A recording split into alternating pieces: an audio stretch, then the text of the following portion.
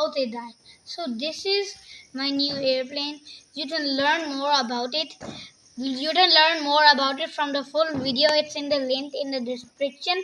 But there's a thing with this. It's really fast.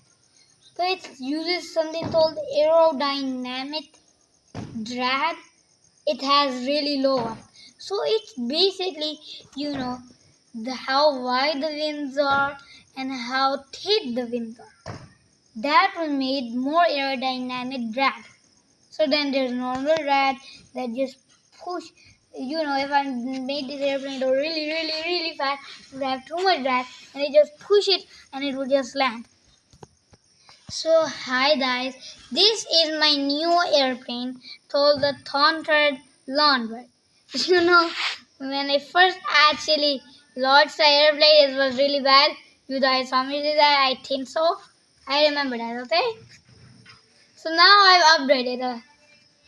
Now I actually know aerodynamics a lot better. So the first thing that you need to know, there are four main forces on that impact on this airplane. One is gravity, pushes it down. Gravity pushes it down. Everybody knows that. But lift is the force that pushes it up. And then drag is the force that, when I throw it really fast, it just stops it. It just creates a barrier, also known as air resistance. It just creates a barrier. And then there's thrust. The energy, the kinetic energy you use to throw this. Okay? So it has a lot of thrust. It stores it. Really does. But there's one catch with it. If you know. If you're talking about lift, you'll be like the Bernoulli's principle. Just low pressure here, high pressure here, bump, lift. No, that's not how it works. That's totally wrong. If you actually did a hairdryer, just add some string, set it to the wall, and then two pin-form balls that you attach to that piece of string, and add a hairdryer. Use a hairdryer in the middle. It will create a gap between them, a gap, and that is the gap that creates lift. So if there's a bit of wind, it goes like I'm gonna go in between these places and create lift. That's how actually lift works. But there's a thing that makes any airplane better. Two things, I mean. One is the heat roll handle. You just need to, at the nose top, the winds are lower. The higher you go, the more they leave the airplane, the winds. But there's a thing with this. There's another thing. I didn't actually do that.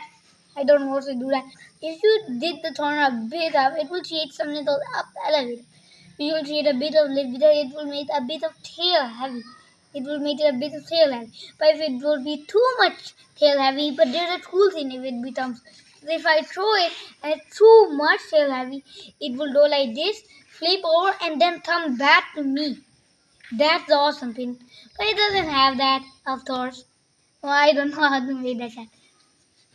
So, I explained lift. I explained that, the hydro handle and other stuff. The way this is made, the way it works, is simple. So, it's just you need to make a normal dart, do some extra folds, just make the wings a bit wider and less wider and a bit more thicker, become a bit more thicker. And then this airplane, it has a special thing. It has extremely low lift. So the more fast I actually throw this, the more it will go faster. But it also has a limit. If I throw it too much fast, it will, just go like this and just then fall down because of that barrier I told you that becomes when you just throw it with speed. It just creates a barrier which is called air resistance or drag, which just stops it, just decrease lifts.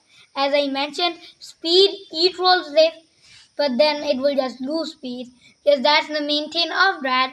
So then the airplanes on. It just lands safely or trashes. That's it from my video today. See you later. Bye bye.